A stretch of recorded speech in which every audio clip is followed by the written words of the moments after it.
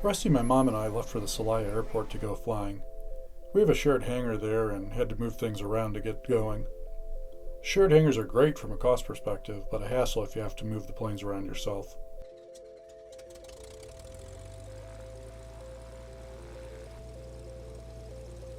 We got the planes on the ramp, pre-flighted them, and got ready to go to Vergel de la Sierra.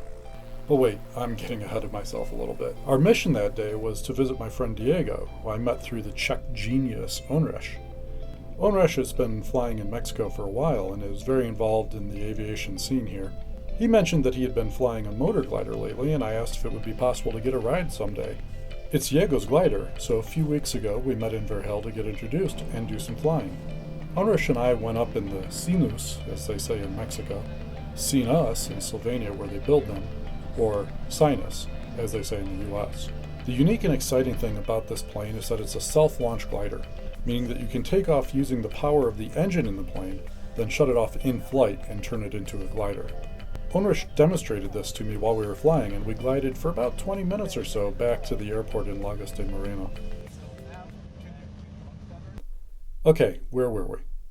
Oh yeah, our flight from Celaya to Vergel was beautiful. Rusty and I flew in formation and took some air-to-air photos while we enjoyed the beautiful mountains, still green from the last of the summer rains. In another few weeks, everything will be desert brown as we return to the dry season of winter.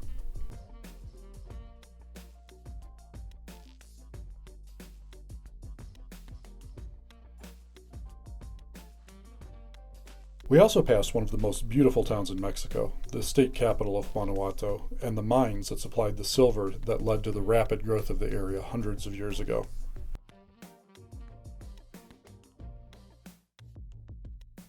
Vergel has two runways, a 1,500-foot one attached to a hangar and house on the property, and a 6,000-foot one that will soon have a rare commodity in Mexico built around it, a fly-in community. Because two of the three planes in our group are, quote, normal planes, we opted to use the 6,000-foot runway and were surprised to see a gathering of about 30 people waiting for our arrival. The Pons Castro family welcomed us in great style with a picnic that included breakfast and lunch foods and, of course, great company.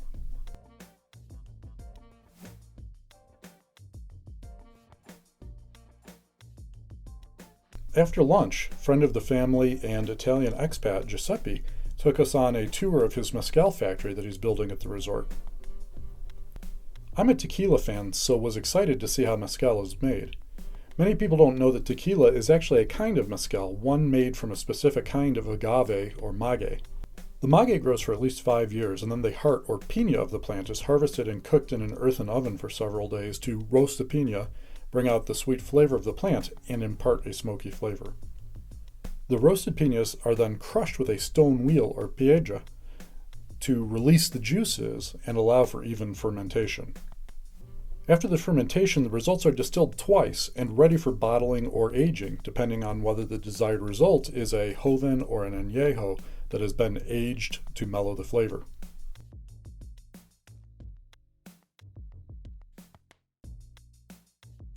This entire process takes place in the shadows of a church on the property that dates back to 1658. After our tour, we headed back to the airstrip and, to the delight of the kids in attendance, got out our drone to take some footage of Santiago taking off in his Cessna 182. The kids seemed to like the technology as much as the airplanes and were captivated as we got set up. Then it was Santiago's turn to put on a show as he took off and left clouds of dust in his wake.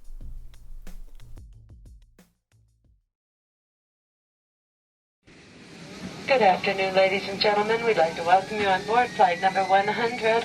We're traveling on a Lockheed 1011 aircraft, and for those of you who are not familiar with this aircraft, and for those of you who are, as a review, we do ask that you give your attention to the flight attendant at the front of your cabin.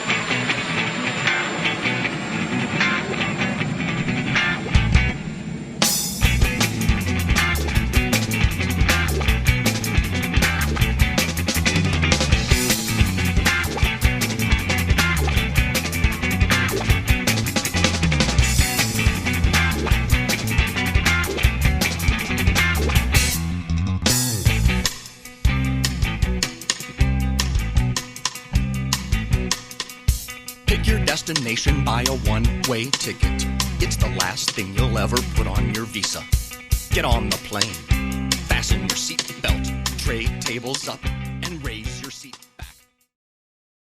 Alas, after all the fun, it was time for us to leave also. We hugged our goodbyes and headed for home. As Santiago and I put our planes away, we talked about what a great day it was and how excited we are to head back. We are extremely thankful and send abrazos to the Pons Castro family. We can't wait to see you guys again.